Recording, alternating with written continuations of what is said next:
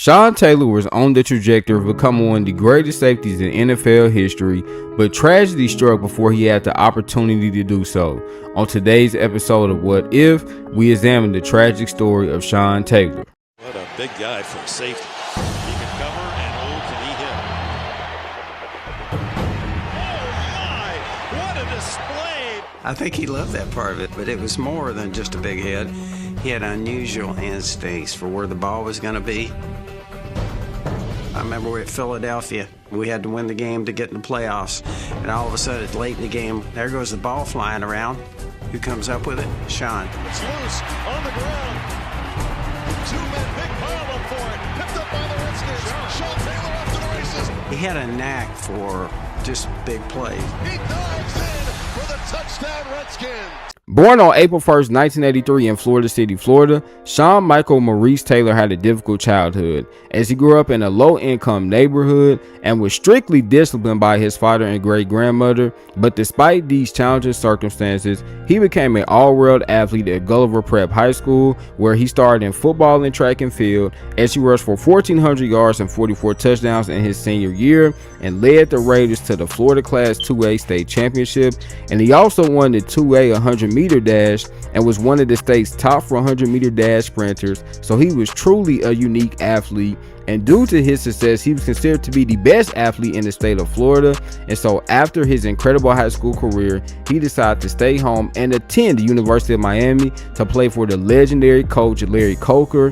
And after having a lesser role in his freshman year due to the presence of Ed Reed, he had a prominent role in his sophomore year as he had 85 tackles, 4 tackles for loss, 4 interceptions, and 15 passes broken up, established himself as one of the best defensive backs in college football. But in his junior year, he became the best defensive back in college football as he had 77 tackles and led the nation with 10 interceptions, en route to being named the unanimous first-team All-American and also winning Big East Defensive Player of the Year. And at this point, everyone knew that Sean Taylor was a special player who was destined for greatness.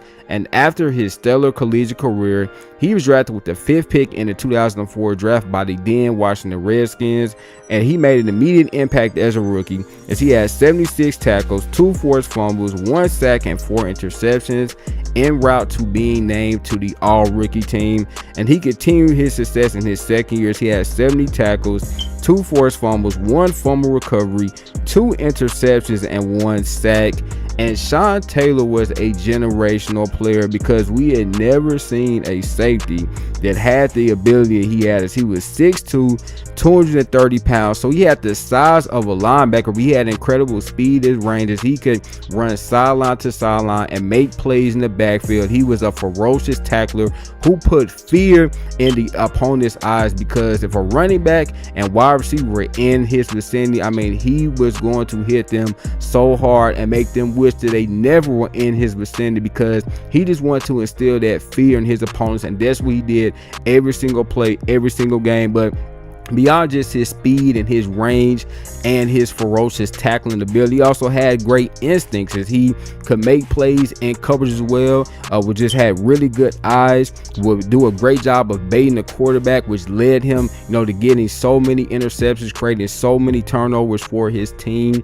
And he had a high football IQ. He was able to read and react to plays, really diagnose things before they happen. And this is what made Sean Taylor just such a unique and rare player, because again, we never saw a safety that had this unique ability. We saw safeties that were great tackles, or we saw safeties that were great in coverage, but we at this point, y'all, had never seen a safety that had the total package of the size, speed, the athleticism, the range, and the coverage ability he had, which is what made him such a prolific player. And then in his third year, he would establish himself as one of the best defensive players in the NFL, as he had 111 tackles, 3 forced fumbles, and 1 interception. And he was named to his first Pro Bowl team, and it appeared as if Sean Taylor was well on his way to not only being one of the greatest safeties in NFL history, but being a future Hall of Famer, because at this point, y'all, he was the best safety in the NFL and the best defensive player in the NFL. I mean, again, Sean Taylor just has such a unique ability, and everyone knew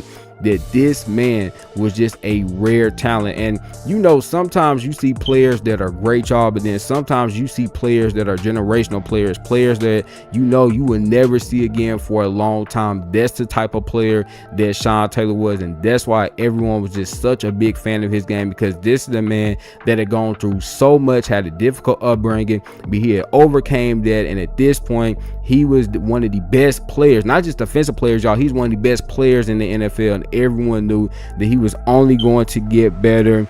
And then in his 4th year, he was off to an incredible start as he was leading the league with 5 interceptions through 9 games and was well on his way to winning his first Defensive Player of the Year award. But unfortunately, y'all, on November 26, 2007, Sean Taylor would get shot in his leg. And the next day, on November 27, 2007, Sean Taylor was unfortunately pronounced dead at the age of 24.